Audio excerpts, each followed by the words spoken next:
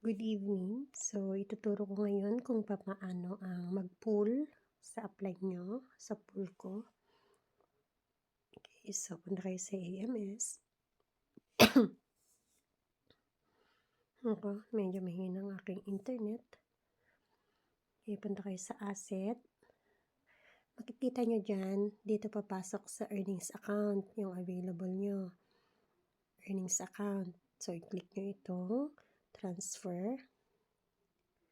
Dito sa spot account, click nyo yung arrow, and then select nyo yung earnings account. Tapos, i-click itong transfer all. Pag nakita nyo nandyan na yung amount, i-click nyo itong confirm. Okay. So, napunta na siya sa pool account. Ngayon, ready na yan na ilagay sa pool ko bilang inyong upline. Okay. So, search. Search nyo yung sa history dyan. 22085826. So, lalabas yan. I-search, pag sinearch nyo ako, dito ako nagpo-pull. So, i-click ko lang yan.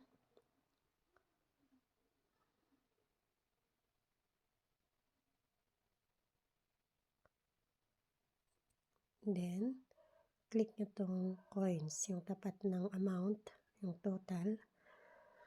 Then, i-click nyo itong daily ROI, itong araw na maliit dito. Tapos, click confirm. Tapos, i-click nyo yung all, itong maliit na to, yung all. Tapos, makikita nyo yung amount pumasok na dito. Yung 3.6886. Pagka nandyan na yan, i-click nyo itong confirm. Tapos, i-click ulit itong confirm. Yan. Nakapasok na yung, kapag ganyan na, pumasok na yan sa pool ko. Para madagdagan yung earnings nyo. So, makikita nyo dito, yung $3, kung maliit lang, ang kikitain dito, kung maliit lang yung asset din. Pero kung malaki yung asset nyo, malaki din ang kikitain. Okay, so every 24 hours yan. Ganyan ang gagawin nyo. Okay, so ulitin ko. Punta kayo sa asset.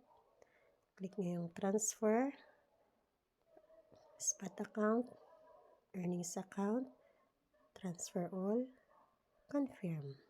Tapos, balik kayo, punta kayo sa search. Yung search history nyo. Click nyo yung amount. Tapos, yung daily ROI na arrow, confirm. Click yung all. Tapos, confirm. Tapos, confirm ulit. Araw-araw yan para mapalago nyo yung available asset nyo. Kasi, kung hindi nyo yan inilagay dyan, hindi kikita yan.